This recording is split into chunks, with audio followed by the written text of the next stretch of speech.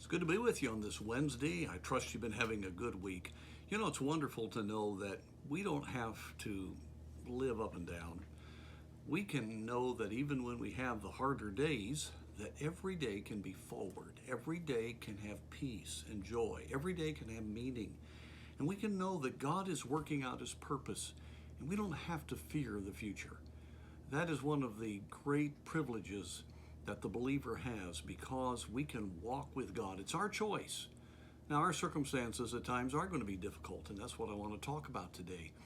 But we need to have that confidence in our heart that we can anticipate a good day, a good week, a good month. It doesn't matter what's happening around us. God is all that we need. And that leads me to the text I want to look at from Psalm 61. At times, the waves of disappointment just seem to overwhelm us. We hear news report after news report about our government, our courts, what's going on our country, even in other churches. And we can get a bit overwhelmed, or we may just have a series of things that are bad news for us personally. But we read here under inspiration, David being honest about those moments. He says, "Hear my cry, O God, attend unto my prayer. From the end of the earth will I cry unto thee, when my heart is overwhelmed. Lead me to the rock that is higher than I." This is just such a wonderful principle. We're very familiar with this verse. But the fact is, our heart does get overwhelmed. We're human.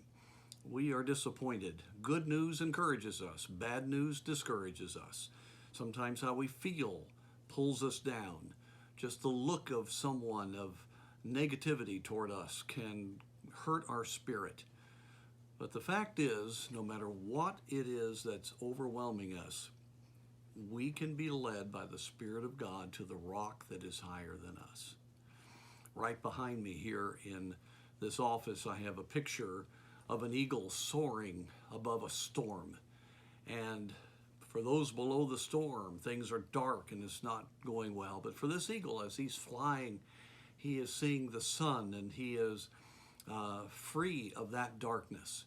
And when we allow God to take His word and to cause us to look to His Spirit, to get us to see the big picture and to realize we're okay. God is still on the throne. He's working. He loves us. The sunshine of His presence is always available.